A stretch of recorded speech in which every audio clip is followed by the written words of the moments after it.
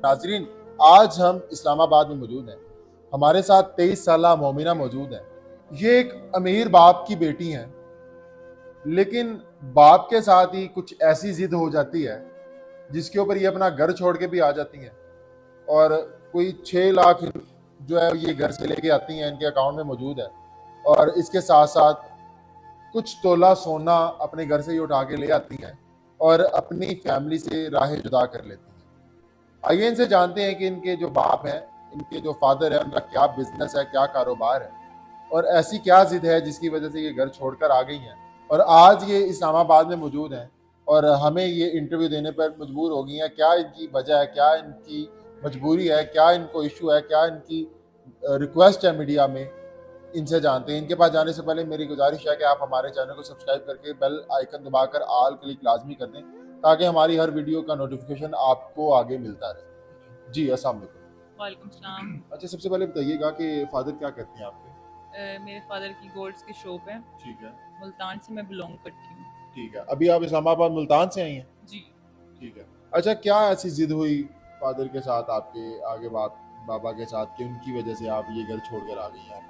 देखें, कुछ मामलात ऐसे होते हैं जहाँ पे घर वाले भी सही होते हैं लेकिन औलाद भी सही होती है और एक दूसरे को समझना मुश्किल हो जाता है। ठीक है, तो बस उनकी ये जिद थी कि तुमने मेरी पसंद से शादी करनी है और मेरी ये जिद थी कि मैंने जहाँ आप कह रहे हो वहाँ नहीं करनी, जहाँ मैं कह रही हूँ वहाँ करनी है। यानी वो रिलेटिव्स में शादी करना चाह रहे वो दोनों ही रिलेटिव्स थे, हैं? जहाँ मैं पसंद करती थी वो भी और जहाँ, लेकिन उनको जिद ये थी कि जहाँ मैं कह रहा हूँ वहीं तुमने करनी है, लेकिन मैं वहाँ नहीं चाहती थी। अच्छा, क्या इशू था? रिलेटिव्स में क्यों नहीं शादी करना चाहती आप? मतलब ऐसा क्या आपको कमी लगती है उनमें कि आपको उनसे शादी नहीं की लेकिन अब यहाँ पर हम मौजूद हैं? देखें, कमी नहीं लगती, बात ये नहीं हो रही। देखें, जिसको मैं पसंद करती थी वो भी रिलेटिव ही था, बात सिर्फ पसंद की हो रही है। देखिए, अगर मैं उससे शादी कर भी लेती जिससे वो पसंद करते, 2 दिन बाद मुझे डिवोर्स हो जाती, क्योंकि इंसान के अंदर जब प्यार ही नहीं है तो आप रिश्ता नहीं चला सकते। तो फिर कल को मेरे से कौन शादी करता, कल को मेरा घर कौन बसाता? क्या ये घर वाले संभालते? बेटियों को घर में नहीं रखा जाता। नहीं, तो फिर उसके बाद आपने घर छोड़ने का फैसला कर लिया, या जो आपका रिलेटिव था जिससे आपकी शादी करना चाह रही थी उसने आपको बोला था कि घर छोड़ के आ जाओ? नहीं, उसने मुझे नहीं बोला था, मैं अपनी मर्जी से घर छोड़ के आई हूँ। क्योंकि देखें, मैं घर से भाग के ज़रूर आई हूँ, लेकिन मैंने घर वालों को ये नहीं कहा, ना ही मैंने ऐसी हरकत की कि जहाँ वो कह रहे थे वहाँ भी करूँ और जहाँ मैं चाहती थी वहाँ भी करूँ, कि कल को वो ये ना सोचें कि मैंने गलत कदम उठाया, मैं किसी लड़के के साथ भागी हूँ, किसी लड़के के लिए भागी हूँ, मैंने दोनों साइडें छोड़ दी। मैंने कहा मैं अपना फैसला खुद सही करूँगी। अच्छा, अब घर से आई हैं तो जाहिर बात जायदाद में आपका हिस्सा भी बनता था, तो उसके बाद पापा ने कॉल नहीं की कि आप जायदाद में से हिस्सा आपको, तो जाहिर बात है वो अभी कहाँ देंगे? आप सोना घर से ले आई हैं, कोई कितने तोले सोना लेके आई हैं आप? मेरे पास 15 तोले सोना है और इसके अलावा 7-8 मैं लाख साथ लेके आई हूँ। ठीक है। तो लेकिन उन्होंने वो मुझे पैसे अकाउंट में आपने अपने डिपॉजिट करवा मेरे दिए? पास इस टाइम बैग में है। अच्छा, कैश मौजूद है आपके जी, पास? मेरे पास कैश है। ठीक है। अच्छा, मतलब आगे फादर की कॉल आई थी आपको फिर उसके बाद? जी, मुझे कॉल आई थी। उन्होंने मुझे सबसे पहले यही बात की कि तुम मेरे लिए मर गई हो। आज से तुम घर में कभी भी ये ना सोच के आना कि मैं तुम्हें एक्सेप्ट कर लूँगा, ठीक है? और जो चीज़ें तुम साथ लेके गई हो, मुझे इन चीज़ों से कोई फ़र्क नहीं पड़ता। क्योंकि ज़ाहिर आपको मैंने बताया उनकी गोल्ड्स की शॉप है और ये सब कुछ उन्होंने मेरे लिए ही बनाया था। ठीक है। तो मैं किसी और का नहीं लेके आई, अपना ही लेके आई हूँ। ठीक है, यानी कि उन्होंने बोला कि जो आप ले गई हो वो मुझे वापस नहीं चाहिए और ना आप चाहिए हो, और आगे ना आप मेरी बेटी हो, ना आपको मैं जायदाद में से हिस्सा दूंगा, या जायदाद में से हिस्सा देगी आगे फादर नहीं, आपको? नहीं देंगे। उन्होंने कहा तुम मेरे लिए मर गई तो कौन-सी जायदाद? ठीक है। अभी आप अकेली हैं, जाहिर बात है, सर पे आपके अब फादर भी नहीं है आपके, आपने इनको छोड़ दिया, आपकी माँ भी नहीं है, कोई रिलेटिव्स भी नहीं है, अभी आप अकेली हैं, तो आगे की ज़िंदगी कैसे गुजारना चाह रही हैं? मैं आगे की ज़िंदगी, अभी तो मैंने छोटा-सा फ्लैट लिया है। पहले मैं जब यहाँ आई थी तो मैं अपनी फ्रेंड के रेफ़रेंस से आई थी, उसके घर ही आई थी। तो आपको ज़ाहिर पता है कि लड़की घर से ऐसे बाहर जाए तो कोई भी अपने घर में इतने दिन स्टे नहीं करवाता। तो फिर मैंने वो छोड़ा, फिर मैंने रिसेंटली अभी छोटा-सा एक अपार्टमेंट लिया, वहाँ रह रही हूँ। तो बाकी अगर मुझे आगे अच्छी जो ऑप्शन मिलेगी तो इंशाल्लाह मैं कुछ ज़रूर सोचूँगी। जी, ठीक हो गया। यानी कि अगर हमारे चैनल के तवज्जुह से आपको कोई अच्छा रिश्ता मिल जाता है, कोई नेक शख्स जो आपको इज्जत भी बनाना चाहता है, आप उसके साथ शादी कर लेंगे? जी बिल्कुल।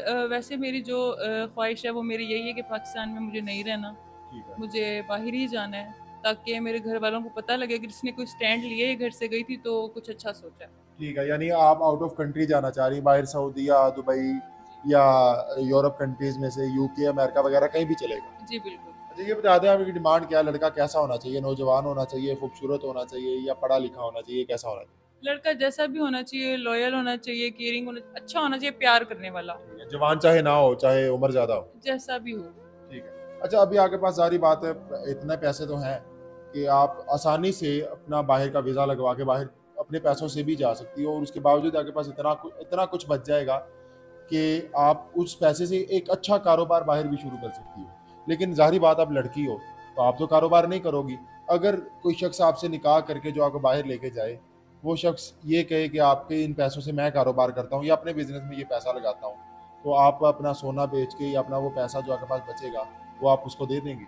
जो मेरी ज़िम्मेदारी उठाएगा, जो मुझसे निकाह करेगा, जो मेरा सहारा बनेगा, ज़ाहिर है मैं उसके लिए फिर ये सब कुछ क्यों नहीं दूँगी उसको। ठीक है, यानी ये सब कुछ उसका है, आपको किसी चीज़ की कोई लालच नहीं है। नहीं, बिल्कुल भी नहीं है।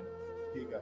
अच्छा, ज़ाहिर बात है आपके साथ अगर कोई निकाह करता है तो वो बाहर आप जाएँगी, इसके बाद निकाह करे, तो ये तो आप शायद उस पे एतमाद भी ना कर पाएँ कि बाहर आप चली जाएँ, वहाँ जाके चाहे आपके साथ निकाह ना करें। तो बेहतर यही नहीं है कि पाकिस्तान में रह के कोई बाहर का इंसान आपसे ऑनलाइन निकाह कर ले, उसके बाद आपको बाहर बुला ले? हाँ, ऐसा भी हो सकता है। ठीक है, अगर हो तो मतलब इंसान से पता लग जाता है कि वो कैसा है। ठीक है। ठीक है, अगर ऐसा कोई अच्छा मिला तो ज़रूर यानी इंशाल्लाह। अगर वो लॉयल होगा तो डेफिनेटली आपसे निकाह तो करेगा, चाहे वो ऑनलाइन करे, इसको कोई इशू नहीं होना चाहिए। उसके अलावा कोई डिमांड है आपको या ठीक है आपको बस नहीं, जो था आपने बता दिया? देखिए मुझे आप लोगों पे बहुत यकीन है, मैंने आप लोगों का बहुत सुना है। आप लोग जो भी देखेंगे वो ज़ाहिर है सोच समझ के देखेंगे, आप लोगों की बहन-बेटी जैसी हूँ मैं, कोई गलत फ़ैसला तो नहीं करेंगे ना? बिल्कुल। तो मुझे यकीन है, ट्रस्ट है। यानी कि आपको कोई भी शख्स हम आपके लिए तलाश करते हैं और हमें लगता है कि वो आपके लिए बिल्कुल बेस्ट है, तो आप उससे शादी कर लेंगे, आपको कोई इशू नहीं होगा। जी, बिल्कुल।